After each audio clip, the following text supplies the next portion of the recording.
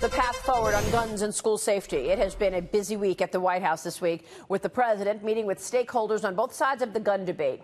NRA lobbyist Chris Cox tweeted this after meeting with the president yesterday. "I had a great meeting tonight with President Trump and Vice President Pence. We all want safe schools, mental health reform, and to keep guns away from dangerous people.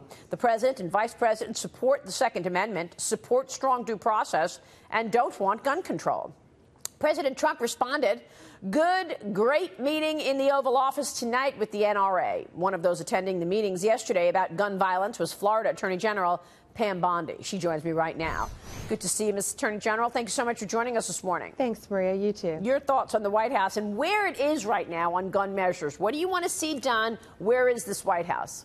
Well, the president tasked Governor Scott and I with making Florida the prime example of a state of what to do. And that's what we're working on in Florida. And I spoke to the president and the vice president about that yesterday, what we're doing in Florida. What we're doing, Governor Scott has an unprecedented $450 million allocated. We're working with the House, we're working with the Senate to be sure that our schools are secure, our teachers and our students feel safe. We will have, for every 1,000 students, an off-duty police officer, a police officer, sworn law enforcement at every school in the state of Florida.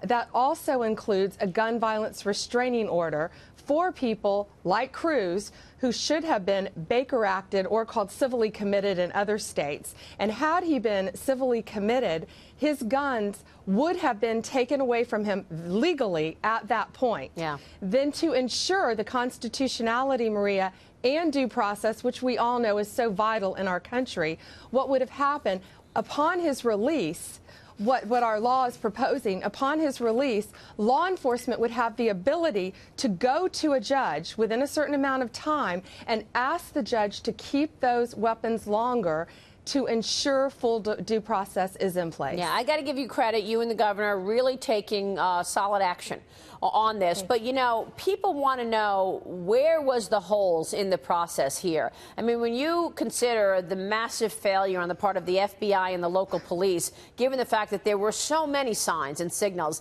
that this person was about to do something, was going to shoot up a school, how did this happen? How did they miss it so badly?